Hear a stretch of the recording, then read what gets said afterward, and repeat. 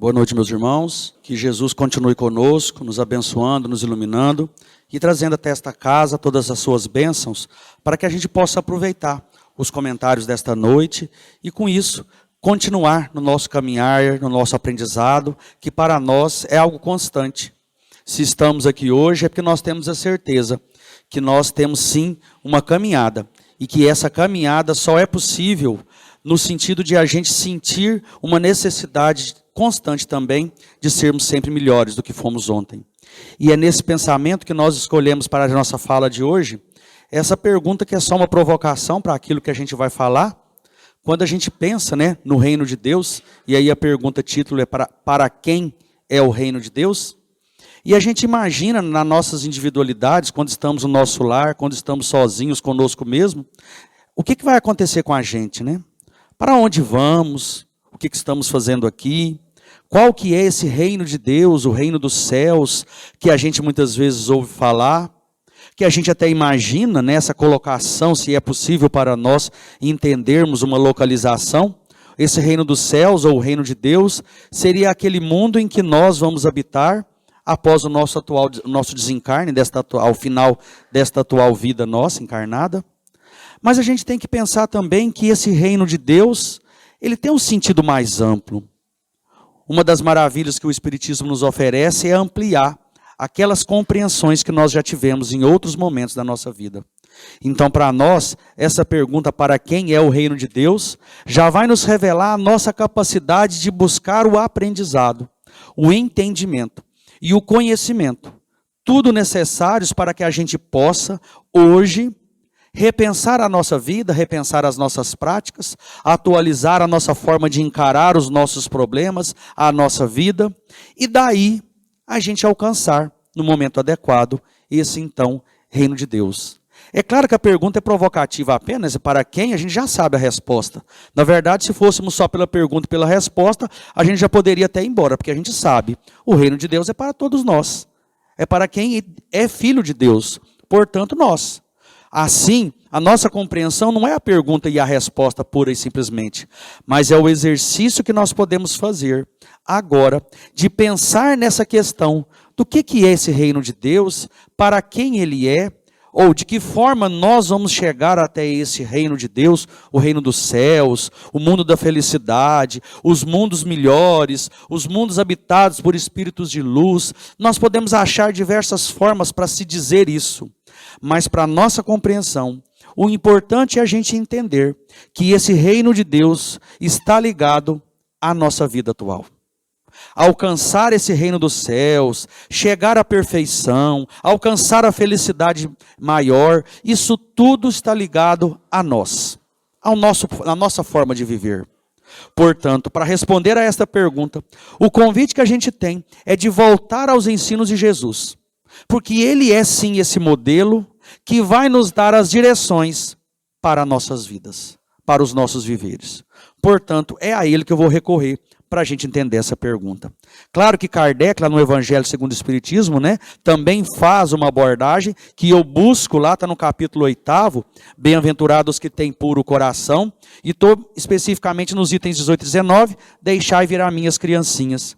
Porque se a gente for pensar no reino de Deus, Jesus já nos dizia sobre isso, e isso está lá no Evangelho segundo o Espiritismo, recortado uma fala do Cristo lá no Evangelho de Marcos. Disse o Cristo então: deixar vir a mim as criancinhas e não as impeçais, porquanto o reino dos céus é para os que se lhes assemelham. Enrolei a língua aqui. Então, meus irmãos, aqui o Cristo já estava falando para nós sobre o reino dos céus, o reino de Deus. E ele ainda acompanha nessa fala, nessa citação, para quem é este reino dos céus, para quem é o reino de Deus. É claro que nós não estamos aqui textualmente preocupados com simplesmente entender do jeito que está no texto bíblico o ensino de Jesus. O Espiritismo já mostrou para nós essa amplitude das lições do Cristo. O grande exemplo, o grande modelo nesse governador do nosso planeta, quando esteve encarnado com o objetivo de dar o exemplo vivo da fé que nós precisávamos ainda naquele tempo ter, da compreensão do que seria o reino de Deus, da compreensão do nosso caminhar, Jesus então deixou ali exemplos que valeram para aquela época, mas que para nós hoje também vale como uma regulamentação para o nosso dia a dia, para o nosso viver. Portanto, quando eu busco no texto bíblico esse e todos os outros ensinamentos, nós não podemos pensar que é simplesmente Jesus dizendo, deixa chegar as criancinhas perto dele, né? E que são apenas as criancinhas que vão alcançar o reino dos céus. Pelo contrário, nós vamos ampliar. Quando Jesus então cita esse reino dos céus, ele coloca na figura das crianças uma forma de nós alcançarmos este reino dos céus. Portanto, nós precisamos entender, além do que é esse reino dos céus, da felicidade, o reino de Deus, compreender o que as crianças estão significando na fala de Jesus. O reino de Deus, então, é essa felicidade, a perfeição, o reino dos céus, o mundo dos espíritos felizes, é lá. Tá, mas por que o Cristo chama a atenção na sua lição para que as crianças sejam, então, um modelo, ou para nós, a forma de compreender as ações que nós devemos ter para chegar até esse reino de perfeição ou de Deus? Quando ele diz chegar até ele as criancinhas, porque o reino de Deus é para eles ou para quem se lhes assemelham, ou seja, para que a gente possa chegar ao reino de Deus, nós precisamos pegar os exemplos das crianças e sermos semelhantes a elas. É claro que somos adultos, é claro que nós crescemos enquanto corpo físico, mas que enquanto espírito nós estamos encarnados e aprendendo e relembrando o que for possível para o nosso caminhar. Então o nosso olhar não é agir como uma criança materialmente falando, como nós a conhecemos. A elas é destinada a ação de uma criança. Mas para nós, que somos adultos, o que vamos entender? Como que vamos compreender essas crianças como modelo para chegarmos ao reino dos céus? Aí vem o Espiritismo, e lá no Livro dos Espíritos tem uma pergunta que é muito específica sobre isso, né? É a pergunta 379. É tão desenvolvido quanto o de um adulto o espírito que anima o corpo de uma criança? Meus irmãos, vamos pensar na pergunta. Aqui, Kardec perguntando aos espíritos se o corpo, é tão desenvolvido quanto o corpo de um adulto, o espírito que anima o corpo de uma criança. Ele compara nós adultos com o espírito de uma criança. Nem é o corpo, né? Será que o espírito que está habitando aquele corpo infantil, ele é tão desenvolvido quanto nós, um adulto encarnado, né? Ou um espírito habitando já um corpo de adulto? Se a gente para na pergunta, e aí de volta eu falo, não é tão importante atentar somente à pergunta, vamos entender o que ele está colocando em meio à pergunta.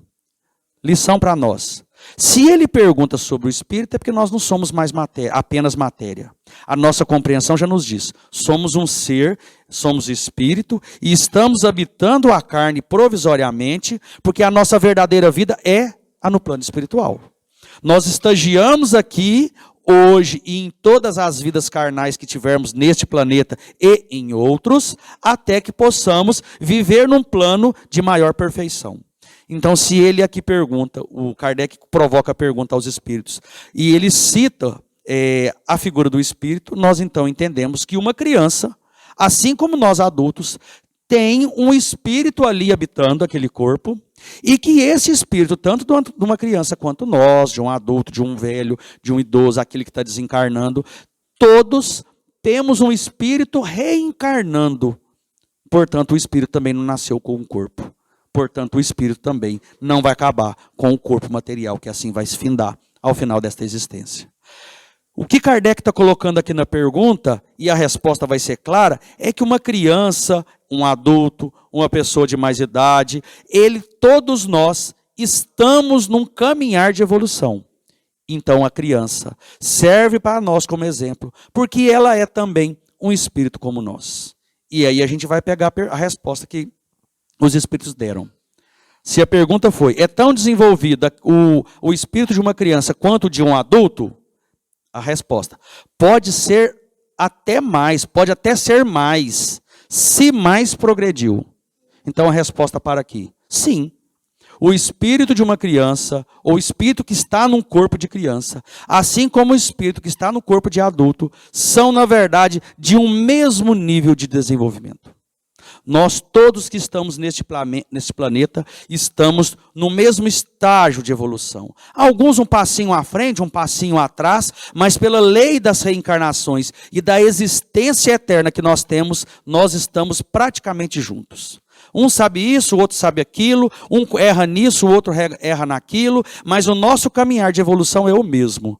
Estamos praticamente no mesmo degrau de evolução. As crianças também. Qual que é a diferença? A forma em que este corpo está se desenvolvendo para que ali torne-se aquele corpo um corpo de adulto e o espírito possa realmente se mostrar em plenitude. Portanto, a progressão do espírito começa enquanto a gente está lá programando a nossa encarnação naquele corpo e nós vamos, perpetuamente evoluir, e enquanto estivermos neste corpo material, estamos numa etapa dessa evolução. Seguindo ainda a resposta, apenas a imperfeição dos órgãos infantis o impede de se manifestar. O espírito ainda na criança não está em plenitude, com o domínio completo das suas habilidades espirituais programadas para aquela existência. Um adulto está. Por isso que a criança está numa fase diferente, nós não podemos tratar uma criança como adulto, porque ela ainda não é um adulto. Ela é um ser em perfeita condição de aprender assim como nós, mas ela requer um cuidado. A criança vai terminar o seu desenvolvimento da encarnação em torno de 7, 8 anos. E além disso, até o término da juventude, ainda está num processo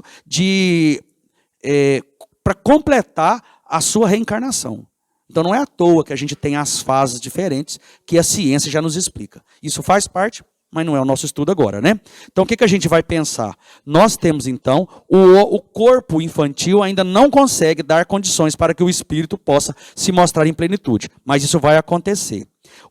O corpo até que impede. Obra de conformidade com o instrumento de que se dispõe. Ou seja, o corpo está se preparando de uma criança para se mostrar. Quando a gente está adulto, está tudo pronto. É por nossa conta mesmo. Aí somos nós fazendo uso do nosso corpo, fazendo uso da nossa vida, fazendo uso de tudo que está no mundo, para que, claro, a gente tenha uma vida voltada à aprendizado, à perfeição. Então aí nós adultos já estamos. Mas voltando aqui, o se mais progrediu, a progressão, nós todos vamos progredir. É uma lição que a gente vai tirar do ensino aqui, da resposta dos Espíritos. Nós todos progredimos. Estamos em diferentes estágios de evolução e de progressão, até mesmo na nossa atual encarnação. A gente aprende mais um pouquinho. E a gente, quem a gente tem um pouquinho mais de idade, vai pensar e olhar para trás, a gente vê assim, Quando eu tinha 10 anos, eu fazia isso, não faço mais. Quando eu tinha 20 anos, eu fazia isso, não faço mais. 30 anos, eu fazia isso, não faço mais. 40 anos, a gente olha lá atrás e, nossa, eu melhorei demais. Eu sou uma pessoa melhor. Aí a gente consegue marcar, por exemplo, e aí eu não nasci espírita, mas me tornei. Aí eu olho assim, antes de eu ser espírita eu era assim. Agora eu já sei que eu estava errado e ajo de forma diferente.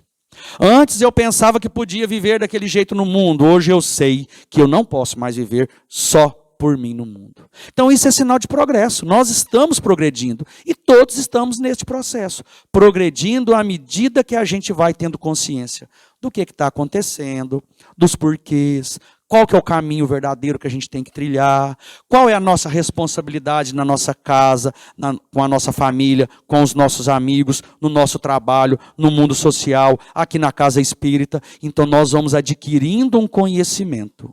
Isso é a marca que nos faz diferentes. Somos melhores quando aprendemos, assumimos um conhecimento, temos um ensino e a gente se torna uma pessoa melhor. Isso é a progressão que o Espírito está aqui respondendo para Kardec, E ainda numa outra pergunta está dito, os espíritos só entram na vida corporal para se aperfeiçoarem, para se melhorarem. Não é novidade para nós, meus irmãos? Nós estamos na vida para nos aperfeiçoarmos. E aí a gente faz uma paradinha. Vamos pensar se a gente fosse viver uma vida inteira Desde que a gente toma consciência de quem somos nós, né? E o resto da nossa existência a gente vive e não mudasse nada. A gente não aprendesse nada. Do jeitinho que a gente era quando jovem, quando a gente está mais adulto, um pouco mais de idade, a gente olha e fala, eu sou do mesmo jeitinho. Ah, eu sou uma criança até hoje. A gente às vezes até brinca assim, né? Ah, eu me olho como uma criança, apesar do corpo ter mudado, parece que eu sou uma criança ainda. Eu lembro dos meus 20 anos. A gente lembra até com saudade, talvez, de um corpo mais jovem, mas a gente tem que lembrar sempre que a nossa consciência, e a consciência é o nosso eu, a morada do nosso espírito, né? A nossa morada espiritual.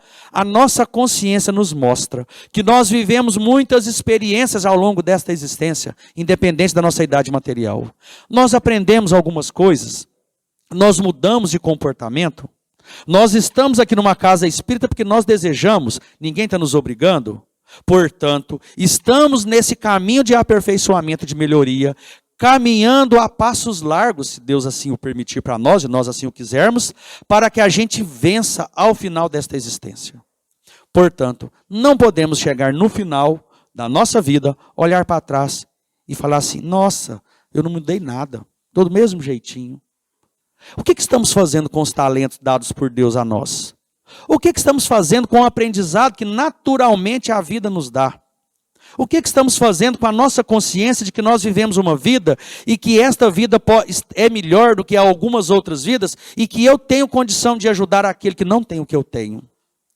O que eu posso falar se eu tenho condições e não estou fazendo?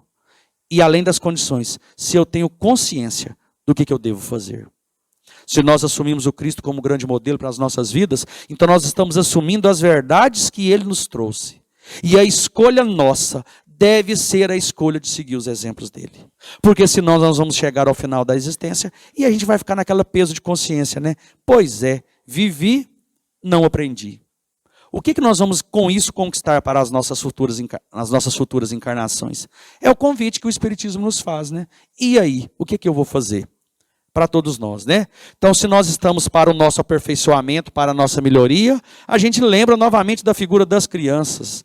E aí lá na pergunta ainda era sobre a delicadeza da idade infantil os torna brandos, acessíveis aos conselhos. Então é o nosso papel enquanto adulto com uma criança.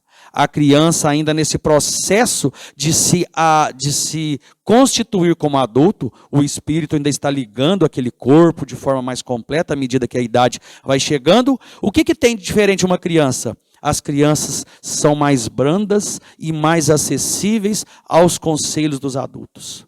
Então, enquanto em criança, é nosso papel, sim, cuidar da religiosidade da criança, ensiná-la sem cobrar dela aquilo que a idade não vai lhe permitir, compreender que ela ainda está num processo, muitas vezes, de aceitar essa nova encarnação, não podemos cobrar aquilo que ela não está pronta para dar.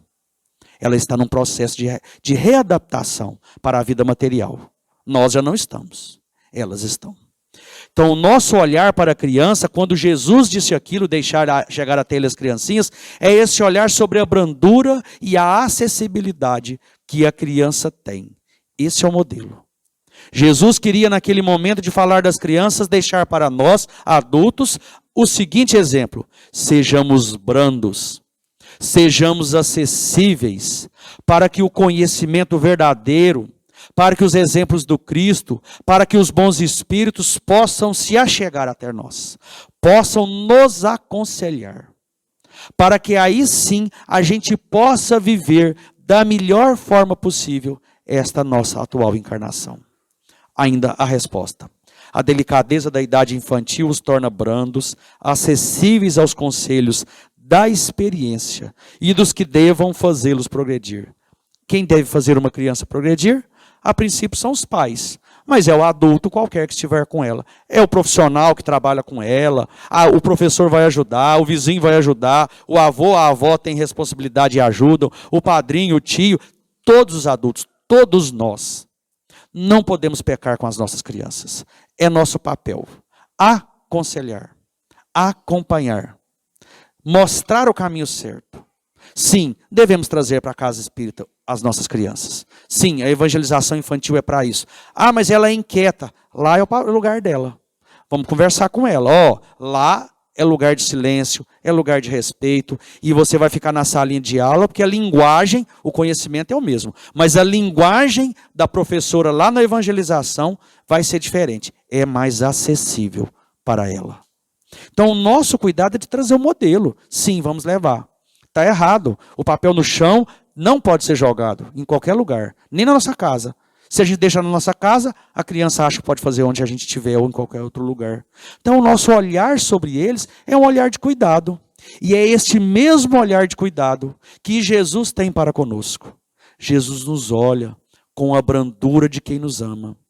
Com a brandura que ele aprendeu com o Pai. E que do seu lugar de uma evolução muito maior do que a nossa, ele nos espera. Ele nos acolhe no momento de maior dificuldade. A criancinha também é assim. Fez algo de errado, aconteceu um probleminha, ela corre para quem ela sabe que ama. É o pai, é a mãe, é o adulto. Aquele que mais cuida dela naquele momento é para quem ela vem. E como é que a criança vem? Com os braços abertos.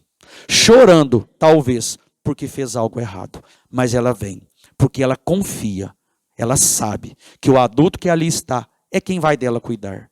Assim também é o Cristo, esse irmão maior que sabe que nós podemos errar, que sabe que nós estamos no momento em que a falha ocorre. O que é que nós fazemos? Nós erramos, nós choramos, nós abrimos os nossos braços em direção a Ele e pedimos a Ele o auxílio.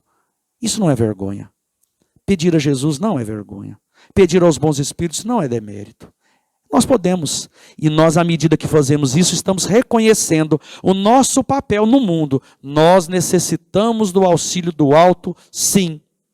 Portanto, fazer as nossas preces, deixar a nossa casa protegida, afastando energias ruins de lá, desligando a televisão, o rádio, a internet, qualquer coisa que traga algo de dor, de prejudicial, de energias negativas. Nós vamos nos proteger quando a gente se desliga de tudo de ruim que está.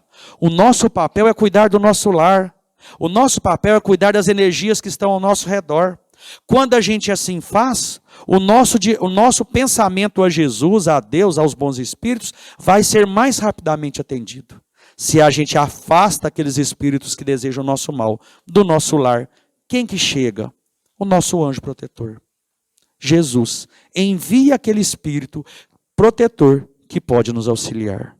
É claro que somos adultos e sabemos que também não é só pedir que ele vai dar tudo que a gente quer. Me dê isso e pronto. A gente sabe que nós temos responsabilidades. E Deus sabe muito mais o que é necessário dar para a gente do que a gente mesmo. Às vezes a gente pede de um jeito e Deus nos oferece de outro. Porque Ele sabe. Ele é o Pai. Ele é o adulto nessa hora. Ele sabe o que nós crianças necessitamos. Ele sabe o que é melhor para nós. Assim como nós sabemos o que é melhor para uma criança. Você não pode fazer isso. Pode chorar, pode ter a crise que for, mas o certo é o certo. E a gente não pode abrir mão disso. Ainda caminhando, meus irmãos, vamos pensar então. Se Cristo ali chamava aquelas crianças, deixar vir até Ele as criancinhas, a pergunta é, para quem é o chamado do Cristo? Vamos ampliar. A figura da criança a gente entende. Para quem é o chamado de Jesus? Quem Ele deseja que se aproxime dele de verdade no mundo de hoje? Há 2000 anos, Jesus esteve reencarnado aqui na Terra, ou encarnado para nos dar o exemplo. E aí, já se passaram 2000 anos, e ele ainda está chamando. Para quem é o chamado dele? É claro que o chamado dele, primeiro, é para aquelas almas que gravitam nos círculos inferiores. Quem está num círculo de inferioridade, e nós estamos, tá? Nós não estamos nos céus, nós não estamos no mundo feliz, então é para nós. Almas ou seres encarnados que estão nos círculos inferiores. Ainda temos necessidade de conviver com o problema, ainda temos necessidade de conviver com a dor, ainda temos a necessidade de conviver com aquela pessoa difícil. Não é porque ela é difícil, mas é porque nós ainda não aprendemos a amá-la. Nós não podemos escolher e achar que o nosso papel é deixar de lado aquelas coisas que são difíceis. Essa prova eu não dou conta, eu vou deixar para lá. Esse familiar eu não dou conta, essa criança eu não dou conta. O meu pai, a minha mãe, o meu irmão, enfim. Nós não temos o direito de falar que não damos conta.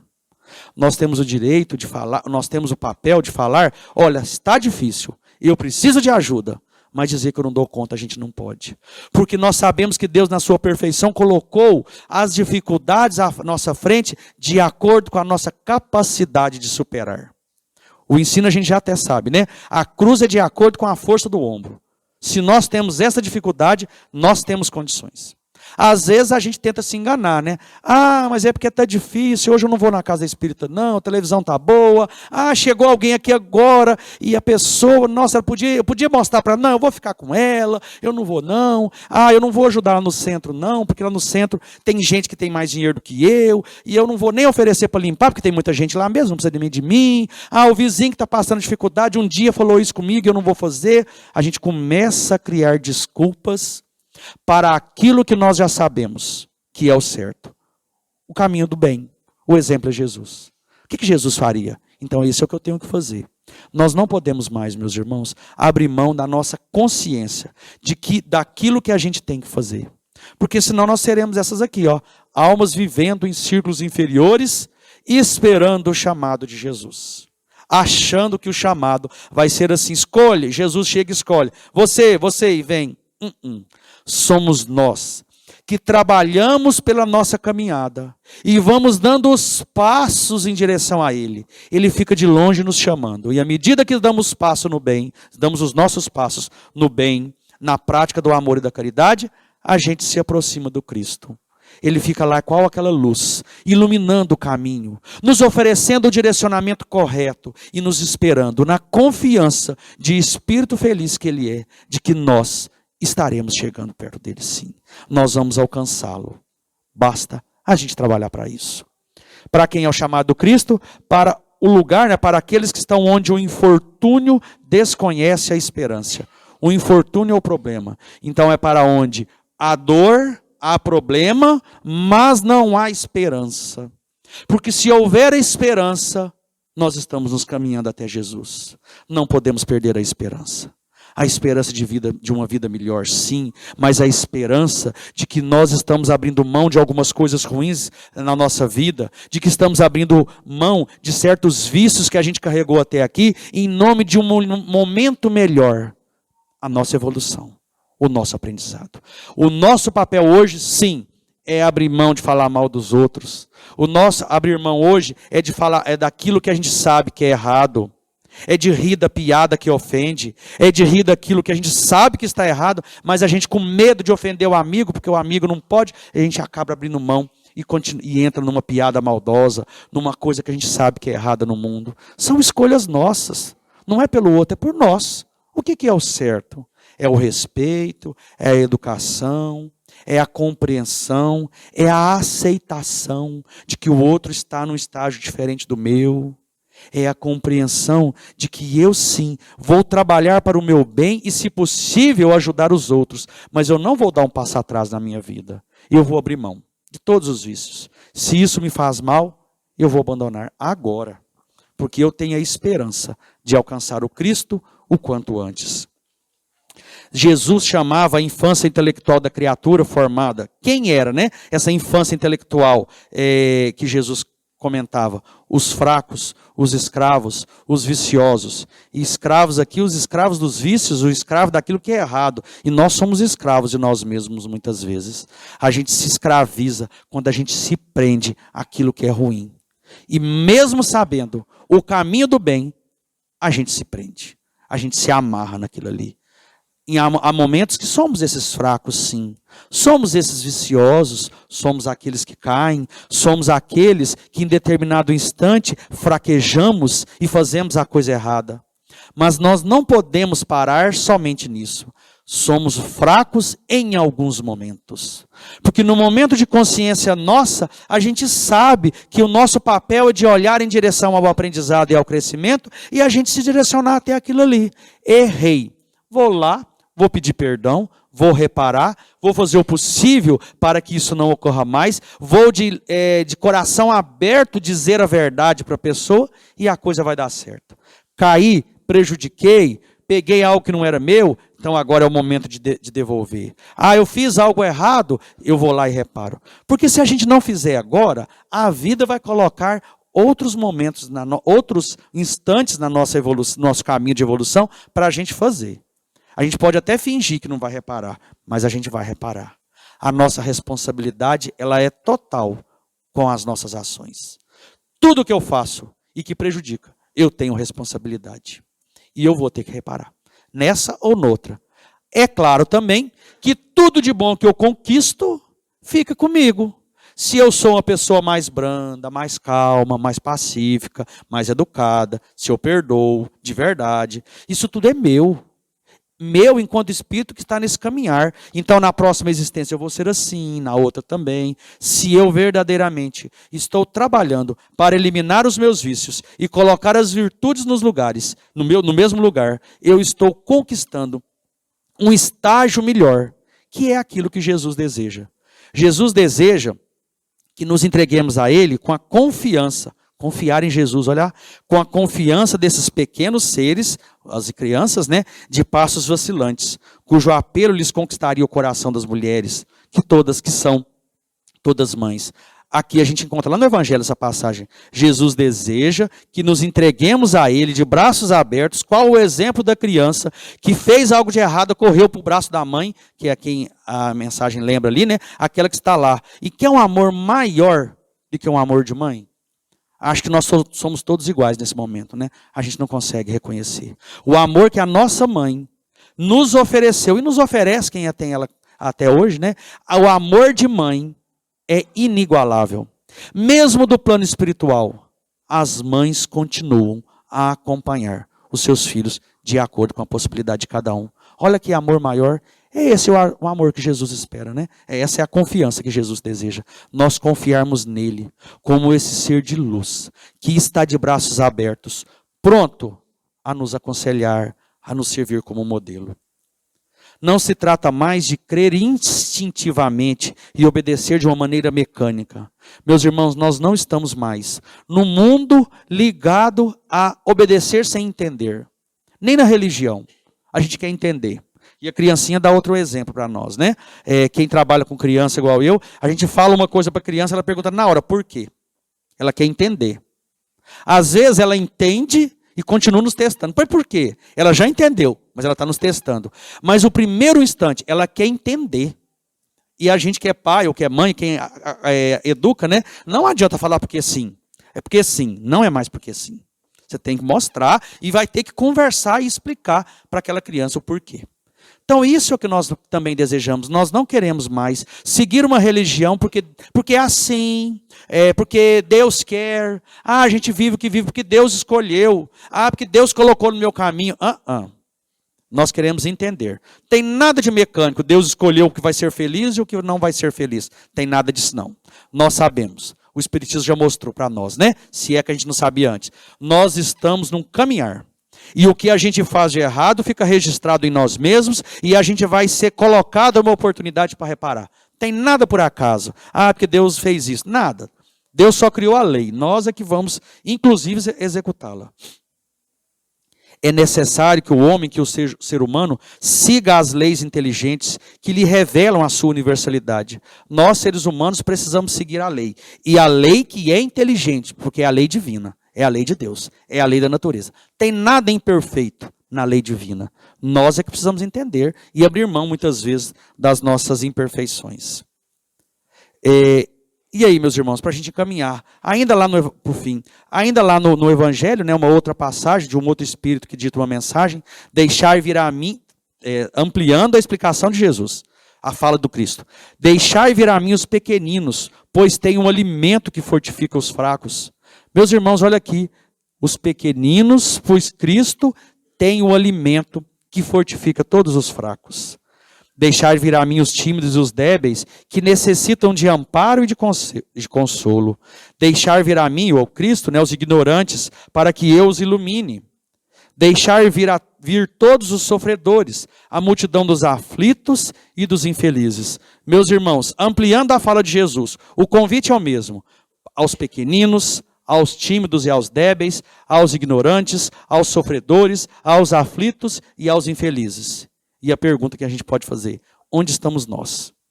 Porque se a gente olhar com cuidado, nós estamos em algum desses momentos aqui. Somos os pequeninos que necessitamos de força. Somos os tímidos que não têm coragem muitas vezes de agir e que carecem de um amparo, de uma assistência, de um consolo. Somos ignorantes porque a gente ainda sabe, mas não faz. Precisamos de iluminação. Somos sofredores, estamos aflitos, estamos infelizes, dada a nossa caminhada até aqui. Mas o convite de Jesus é muito bonito, meus irmãos. Olha o que Jesus nos escolhe. E eu, o Cristo, lhes darei o grande remédio para todos os males, revelando-lhes o segredo da cura de suas feridas. Cristo só nos oferece, meus irmãos, o grande remédio para todos os males da vida. O segredo da cura de todas as nossas feridas. Independente de onde estivermos. Independente das nossas dores, dos nossos problemas, meus irmãos. E cada um de nós tem. Cada um de nós que aqui está tem problemas. Diferente do vizinho, diferente do outro, mas nós temos os nossos problemas, as nossas aflições, as nossas dificuldades, o nosso sofrimento mesmo. Mas o convite de Jesus é para todos nós. O que ele nos oferece? O grande remédio. O segredo da verdadeira cura. E qual é esse? O segredo da verdadeira cura e este grande remédio. Meus irmãos, é o amor. É a prática da caridade. É esse o grande exemplo de Jesus. O convite do Cristo, meus irmãos, é para que nós vivamos o amor que Ele deseja, que Ele deseja mostrar para nós. O nosso papel é de experimentar esse amor. E como que nós fazemos? Porque nós estamos longe realmente na evolução de Jesus. Mas a receita dele também está aqui, a vivência da caridade. Se nós desejamos sentir o amor de Deus, desse Pai maravilhoso, que tudo nos ofereceu até aqui, e muito mais do que a gente nem tem consciência ainda, para que cresçamos, para que nos aprendamos. Se nós desejamos seguir o amor de Jesus, esse grande exemplo que em todas as obras, em todos os momentos, ele tem sempre a fala correta para o caminho verdadeiro até Deus. Se nós desejamos vivenciar esse amor e ainda não temos a consciência de como, nós temos a consciência do que é a caridade. A caridade de fazer o auxílio àquele que necessita. A caridade de compreender que o meu vizinho, o meu irmão, aquele que está ali, também é filho de Deus, portanto é meu irmão. Portanto merece o mesmo respeito que eu desejo. A caridade de compreender que é pelo meu olhar diário, ao sair da minha casa, encontrar todas as pessoas e transmitir no meu olhar a bondade, a compreensão na figura daquele bom dia verdadeiro. Bom dia com um sorriso nos olhos e um sorriso na boca. E não esperar o bom dia do outro, porque o meu bom dia vale para mim e para todos os outros. É aquele bom dia que a gente chega no nosso trabalho e apesar de todos os problemas e das dificuldades com o nosso patrão, a gente faz o melhor que pudermos, porque o melhor que nós fizermos é bom para mim e é bom para os outros também. O nosso bom dia tem que se transformar num dia bom ao longo do dia para que cheguemos ao final dessa etapa do dia e a gente tenha consciência tranquila. Eu estou melhor. Eu pratiquei todo o bem que me foi possível. Eu segui todos os exemplos do Cristo. Eu fiz tudo aquilo que me foi possível para que eu me sinta tranquilo.